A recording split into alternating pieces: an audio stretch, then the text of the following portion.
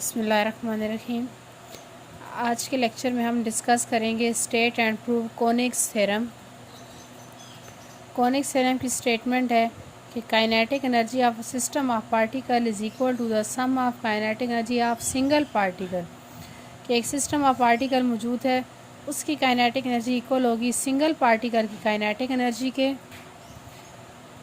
and total mass equal to that of the system concentrated at its centroid and moving with the centroid velocity together with the kinetic energy of the system in its motion relative to its centroid। Centroid के लिहाज से हमने इसे discuss करना है, centroid like central point के लिहाज से। ये मेरे पास डायग्राम है, ये ओरिजिन, ये जी ग्रेविटी पॉइंट या सेंटर ऑफ ग्रेविटी पॉइंट, और ये पी पॉइंट है। ओ से पी तक का जो डिस्टेंस है वो स्मॉल आर वेक्टर है। ओ से पी तक का आर जी स्टैंड पर यही है ग्रेविटी की रिस्पेक्ट या सेंटर ऑफ ग्रेविटी की रिस्पेक्ट से डिस्टेंस, और पी जी का डिस्टेंस जो है वो कैपिटल आर है। कंसिडरेशन साथ थोड़ी सी मैंने लिख दी है, वो आप कर लीजिएगा। और बाकी हमने काम यही करना है कि O P equal to R vector लेना है, O G is equal to R G, और G P is equal to G P ये वाली चीज़ है कैपिटल आर। तो आप इसे फ़िलहाल कैपिटल आर लिख सकते हैं या जी पी को ये लिख सकते हैं। इन दोनों को आपस में माइनस करके डिस्टेंस, तो आर माइनस आर जी बी लिखा जा सकता है।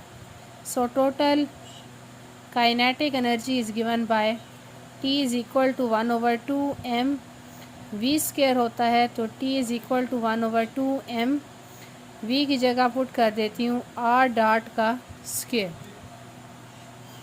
अब हम पुट करते हैं ये तीनों वैल्यूज़ इनका डॉट प्रोडक्ट डेरिवेटिव लेकर, तो ये हो जाएगा R dot is equal to capital R dot plus R G dot. इसको इक्वेशन 1 कह देती हूँ, तो पुट इन इक्वेशन 1। इक्वेशन 1 में पुट करेंगे तो T is equal to 1/2 summation M R dot plus R G dot का होल स्क्वायर। अब आप वैल्यूज़ ओपन कर लें, लाइक इन पर फार्मूला ओपन कर लें, तो आर डॉट का square plus R G dot का square plus 2 R dot R G dot.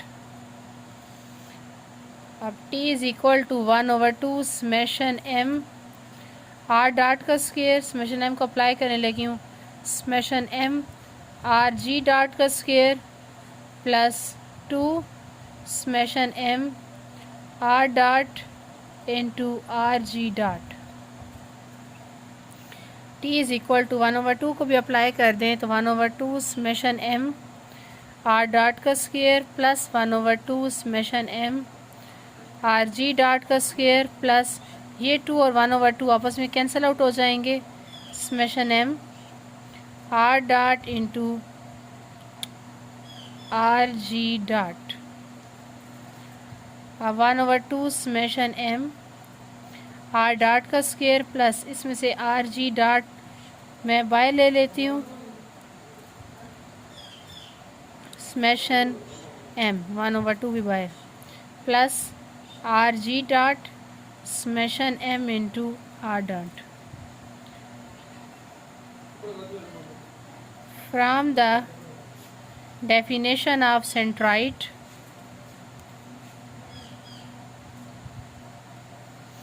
Rg summation m is equal to summation mr and summation m into capital R equal to 0 और summation mr dot equal to 0। So t is equal to 1/2 summation m Rg dot का square plus 1/2 summation M R dot का square, ये चीज़ रह जाएगी। अब यहाँ पर एम आर ये वाला भी ज़ीरो, और एम आर ये वाला नहीं, ये वाला टर्म ज़ीरो हो जाएगी, आर डॉट का स्क्वायर नहीं, और ये आर डॉट का स्क्वायर एज इट इज़ आ गया, और ये भी एज इट इज़ आ गया। तो यही आपके पास कोनिक्स थ्योरम की स्टेटमेंट थी कि सम होना चाहिए सिंगल पार्टिकल का और सम होना चाहिए टोटल पार्टिकल का सिस्टम के। इसके बाद आपने दोबारा वही स्टेटमेंट उठा के यहाँ पर कोट कर देनी है। जी, तो नेक्स्ट क्वेश्चन है हमारा, डिराइव द इक्वेशन ऑफ मोमेंटल एलिप्साइड। ये जस्ट इक्वेशन आपने डिराइव करनी है, ये इक्वेशन आगे यूज़ होनी होती है। तो उसके लिए हमने एन एक यूनिट वेक्टर माना और किसकी डायरेक्शन में, ओमेगा वेक्टर की डायरेक्शन में। ओमेगा वेक्टर को लिखने का तरीका यही होता है, मैग्नीट्यूड और साथ में यूनिट वेक्टर। यूनिट वेक्टर की वैल्यू हमने ये कंसिडर की है, cos alpha I, cos beta J, cos gamma K. नीचे डिफाइन भी कर दिया, cos alpha, cos beta, cos gamma हमारे पास क्या है, डायरेक्शन को साइंस हैं with respect to X, Y and Z axis. अब टोटल काइनेटिक एनर्जी का रिलेशन हमारे पास ये होता है 1/2 आई ओमेगा स्क्वायर। तो आई इनर्शिया का फार्मूला हमने ये लिया, आपको याद होगा कि इनर्शिया का फार्मूला हम ये लिया करते थे, I is equal to I X X lambda square, और आई लैम्डा म्यू न्यू होता है तो mu square I Y Y square, nu square I Z Z square, और प्लस आगे प्रोडक्ट ऑफ इनर्शियाज आया करते थे। तो उसी रिस्पेक्ट से यहाँ पर अब लैम्डा म्यू न्यू वहाँ पे डायरेक्शन को साइन थे, यहाँ पर हमारे पास direction cosine cos alpha, cos beta, cos gamma है। तो हमने इन्हीं लिया और इसको हमने इक्वेशन 1 का नाम देना है। इसके बाद हम एक वेक्टर डिफाइन करते हैं bye defining a vector. Vector है, आप इसे कह लें रो वेक्टर है। इसकी वैल्यू है n unit vector over square root I. Value यही होती है ना, मैग्नीट्यूड इनटू यूनिट वेक्टर। तो स्क्वायर रूट आई जो है वो हमारे पास मैग्नीट्यूड है और n जो है उसका यूनिट वेक्टर है। अच्छा, अब n यूनिट वेक्टर आपको पता है कि हमारे पास डायरेक्शन को साइंस है। p वेक्टर को मैं ओपन करके लिखूँ तो ये लिखूँगी P X I, P Y J, P Z K is equal to n unit vector direction cosines हैं cos alpha I, cos beta J, cos gamma K over square root I. तो यहाँ से अगर मैं compare coefficient कर लूँ तो P x की वैल्यू बन जाती है cos alpha over square root I. इस तरह पी वाई की वैल्यू बन जाती है cos beta over square root I. P Z की वैल्यू आ जाती है cos gamma over square root I. आई एक तरह की आइडेंटिटी ही है, उसकी जगह हम 1 पुट कर सकते हैं, लेकिन फ़िलहाल नहीं, बाद में।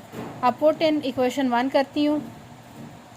पुट इन 1 करें तो I is equal to I X X, यहाँ से अगर मैं कॉज अल्फ़ा की वैल्यू निकालूँ तो वो बनेगी P X square root of I. यहाँ पर पुट हो तो ये बनेगा पी एक्स का स्क्वायर और आई का स्क्वायर रूट आई बन जाएगा।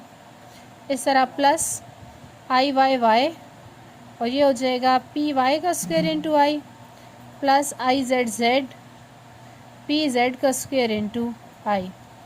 पी जेड कहने लगी हूँ, है एक्चुअली में ये रो, थोड़ा सा उल्टा डालना है। अच्छा, plus 2 I X Y, cos alpha की value rho X square root I, और इस तरह rho Y square root I. Similarly 2 I Y Z, cos beta की value rho Y square root I, और काज गैमा की value rho Z square root of I, plus 2 I Z X, cos gamma तो rho Z square root of I और rho X square root of आई। ये हैं actually में सारे रो ही डालने में मुझसे मिस्टेक हुई है। अच्छा, अब इसमें से आई कॉमन आ जाएगा। ये भी देखा जाए तो square root I, square root I, I का स्क्वायर रूट आई का स्क्वायर बनेगा, स्क्वायर और स्क्वायर रूट कैंसिल, सिर्फ आई बच जाएगा। इस तरह यहाँ पर भी आई बन जाएगा, यहाँ पर भी आई बन जाएगा। तो ओवरऑल मैं टोटल इक्वेशन से आई को कॉमन लेने लगी हूँ, तो रिज़ल्ट बन जाएगा I X X rho X का square, I Y Y rho Y का square, I Z Z rho Z का square, 2 I X Y rho X rho Y plus 2 I Y Z rho Y rho Z plus 2 I Z X rho Z rho X. अब आई दोनों तरफ से हो जाएंगे cancel out, पीछे हमारे पास टर्म बच जाएगी, पीछे हमारे पास टर्म बच जाएगी I X X rho X का square, I Y Y rho Y का square, I Z Z rho Z का square, 2 I X Y rho X rho Y, 2 I Y Z rho Y rho Z, 2 I Z X rho Z rho X और equal to 1। इसको हम कहते हैं मोमेंटल एलिप्साइड की equation. अगर इसमें भी प्रोडक्ट ऑफ इनर्शिया हमारे पास ज़ीरो हो जाए तो फिर सिर्फ ये तीन इक्वेशन तीन वैल्यूज़ रह जाती हैं इक्वल टू 1। तो ये फॉर्म भी हो सकती है। मैं आपको बुक से आगे दिखाती हूँ कि आपने थ्योरी क्या लिखनी है। In the coordinates rho X rho Y rho Z the equation 2 represent an ellipsoid which is called the ellipsoid of inertia or the momental ellipsoid.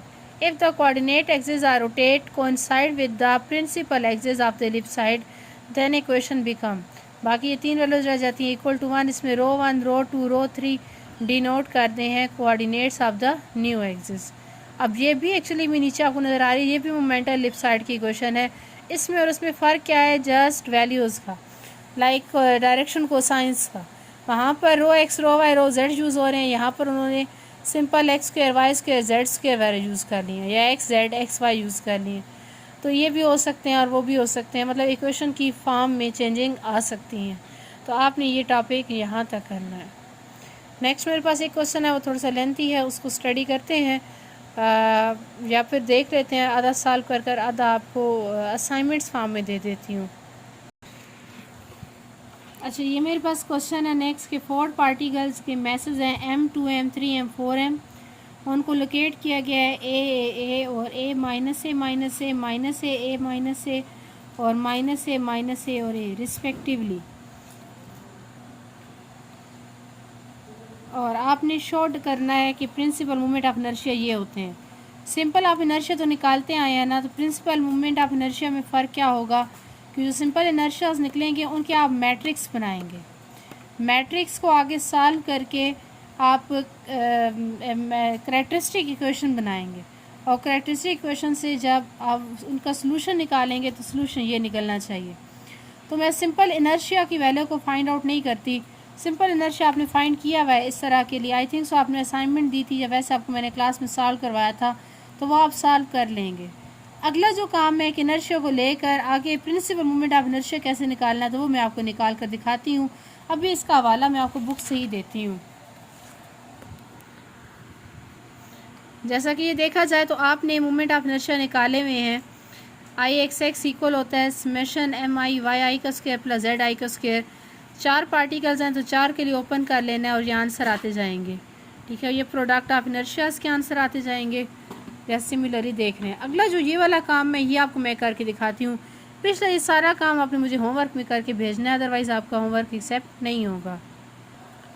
अच्छा, नेक्स्ट क्वेश्चन का डायरेक्ट मैं इनर्शिया मैट्रिक्स बनाने लगी हूँ, जो आता है I is equal to I X X minus X Y minus I X Z minus I Y X I Y Y minus I Y Z I Z X minus I Z Y और I Z Z. ठीक है, ये आते हैं। अब आपने product of inertia के already उसके साथ माइनस साइन लगाया हुआ है। जब फार्मूला में लगाती हूँ तो माइनस साइन उसका ऑलरेडी लगा हुआ है, तो आप इस माइनस साइन को इग्नोर कर सकते हैं। अगर लगा दिए तो आपने अब ये ध्यान रखना है कि ये माइनस साइन आपके पास जो वैल्यू आ चुकी है उन पर अप्लाई नहीं होगा, एज इट इज़ उनकी जगह वैल्यूज़ अपने पुट कर देनी है।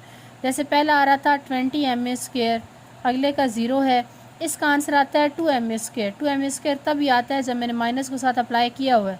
अगर माइनस के साथ अप्लाई ना किया होता तो आंसर सिंपल आना था 2 ma स्क्वेयर, पॉजिटिव माइनस में आना था। तो अब मैं इसको पॉजिटिव लिखूँगी। 0 इसका आंसर आएगा 20 ma स्क्वेयर, इसका आंसर आएगा 4 ma स्क्वेयर। ये है मेरे पास 2 ma square, 4 ma square and 20 ma square. अब ये करते हैं, इसमें से कुछ कॉमन लेने की ट्राई करते हैं। तो इसमें कॉमन आएगा 2 ma स्क्वेयर, अंदर आ जाएगा 10 0 1 0 10 2 1 2 और 10। अब ये करते हैं कि ये जो 2 ma स्क्वेयर आ रहा है इसको नाम दे देते हैं, where alpha is equal to 2 ma square. फिर अंदर मल्टीप्लाई कर देते हैं, तो 10 alpha 0 alpha 0 10 alpha 2 alpha alpha 2 alpha 10 alpha. अब हम बनाते हैं करैक्टरिस्टिक इक्वेशन। तो now characteristic equation is, characteristic equation में ये होता है कि जो डायगोनल एलिमेंट होते हैं इनके साथ आपने माइनस आई करना होता है, या आप कोई भी वेरिएबल ले सकते हैं, जैसे यहाँ पर मैं माइनस लैम्डा लेने लगी हूँ, तो ten alpha minus lambda, ten alpha minus lambda, ten alpha minus lambda.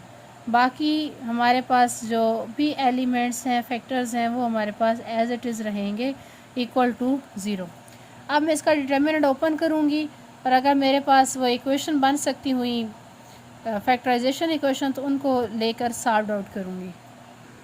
अच्छा, तो ये आपको नज़र आ रहा है मैट्रिक्स। अब मैं इसी को ओपन करके सॉल्व आउट करती हूँ। तो पहला आ जाएगा ten alpha minus lambda into, इस रो को, इस कॉलम को, इस रो को ख़त्म किया तो ये दोनों आपस में मल्टीप्लाई होंगे और माइनस फोर अल्फ़ा का स्क्वायर आ जाएगा। तो ये हो जाएगा टेन अल्फ़ा माइनस लैम्डा का whole square minus four alpha square. Next हमारे पास एलिमेंट ज़ीरो है, तो ज़ीरो की वजह से पूरा ही वो सेकेंड वाला जो डिटर्मिनेंट को एक्सपेंशन का मेथड होता है वो ख़त्म हो जाएगा। अब थर्ड कॉलम को एक्सपेंड करेंगे तो ये हो जाएगा अल्फ़ा और ज़ीरो अल्फ़ा ख़त्म और ये मल्टीप्लाई होगा तो plus alpha zero minus alpha ten alpha minus lambda equal to zero. अब दोनों वैल्यूज़ में टेन अल्फ़ा माइनस लैम्डा आ रहा है, बल्कि एक दफ़ा इसे थोड़ा सा क्लियर करके लिख लूँ तो टेन अल्फ़ा माइनस लैम्डा का whole square minus four alpha square plus minus minus alpha square ten alpha minus lambda equal to zero. अब इसमें से मैं टेन अल्फ़ा माइनस लैम्डा को कॉमन ले सकती हूँ, तो अंदर आ जाएगा टेन अल्फ़ा माइनस लैम्डा का whole square minus four alpha square minus ten alpha cube, नहीं sorry, ten alpha minus lambda तो बाहर कॉमन जा चुका है, तो सिंपल बच जाएगा minus alpha square equal to zero.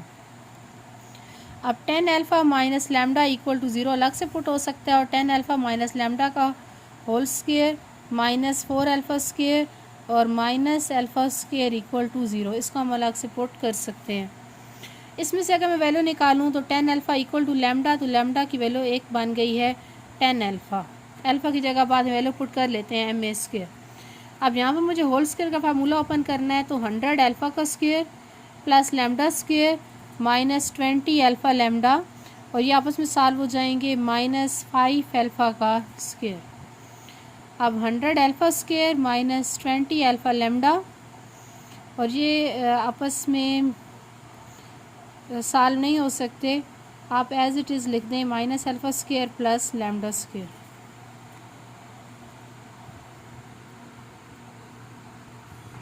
अच्छा, हमने चूँकि वैल्यूज़ निकालनी है लैम्डास की, तो हम इसको रीअरेंज करते हैं, लैम्डा में क्वाड्रेटिक करते हैं, तो lambda square minus 20 alpha lambda और ये टर्म आपस में सॉल्व होगी तो 100 माइनस 5 प्लस 95 अल्फ़ा का स्क्वायर। अब इसमें A1 है, B है माइनस 20 अल्फ़ा और C है 95 अल्फ़ा का स्क्वायर। तो lambda is equal to 20 alpha plus minus 20 का स्क्वायर हो जाएगा 400 अल्फ़ा का स्क्वायर माइनस 4AC, तो वो हो जाएगा 380 अल्फ़ा का square divided by 2। 20 alpha plus minus आप इनको सॉल्व करेंगे तो आंसर बचेगा 20 alpha square divided by 2। 20 alpha plus minus के रूट ऑफ 20 अल्फ़ा ओवर 2। 20 का आप ले लें एलसीएम, तो 2 10 ज़ा 20, 2 5 ज़ा 10 और 5 1 ज़ा 5, तो 20 अल्फ़ा प्लस माइनस ये बनेगा 2 का square 2 by square root of 5 alpha by 2। अब यहाँ से हम ये करेंगे कि कुछ फिर कॉमन लेने की ट्राई करते हैं, 2 ये कॉमन लेते हैं तो 10 अल्फ़ा प्लस माइनस के रूट ऑफ 5 अल्फ़ा ओवर 2, 2 से कैंसिल आउट हो जाएगा तो आंसर आ जाएगा 10 अल्फ़ा प्लस माइनस के रूट ऑफ 5 अल्फ़ा। अब लैम्डा के एक आंसर ये आ चुका है 10 अल्फ़ा और एक आंसर ये आ चुका है, तो अब आप अल्फ़ा की जगह वैल्यू पुट करेंगे जो हमारे पास है 2ma स्क्वायर, तो यहाँ पे बन जाएगा lambda is equal to 10ma square. एक वैल्यू हो गई, बल्कि अल्फ़ा की वैल्यू थी 2ma स्क्वायर, तो उसके मुताबिक ये हो जाएगा 20ma स्क्वायर। और जब यहाँ पर आप पुट करेंगे तो ये बनेगा 10 2 ज़ा 20 अल्फ़ा, नहीं sorry 20ma square plus minus के रूट 5 इंटू 2ma स्क्वायर। ठीक है, तो अब आपने नेक्स्ट सिर्फ इतना करना है कि इसको रीअरेंज कर लेना है। जैसा कि यहाँ पर हुआ हुआ है 2ma² कॉमन आ जाएगा तो 10 प्लस स्क्वायर रूट 5 और 10 माइनस स्क्वायर रूट 5 आ जाएगा। यही हमारे पास प्रिंसिपल मोमेंट ऑफ इनर्शिया होते हैं। इसी इसका मेथड होता है कि सिंपल पहले इनर्शिया फाइंड करके आएँ और बाद में आप इसको इस तरह करते जाएं। तो अब ये चैप्टर हमारे पास इसी मेथड पे चलेगा कि पहले हम इनर्शियाज़ को फाइंड आउट करेंगे और इनर्शिया के बाद मैट्रिक्स बनाकर कैरेक्टरिस्टिक इक्वेशन बनाकर हम उसके सॉल्यूशंस निकालेंगे। तो यही हमारे पास प्रिंसिपल मोमेंट ऑफ इनर्शिया होंगे। पेपर में डिफरेंट स्टाइल के आ सकते हैं, तो आपको मेथड पता होना चाहिए ताकि आपको कोई वहाँ पर मुश्किल ना हो। ओके, अल्लाह हाफिज़।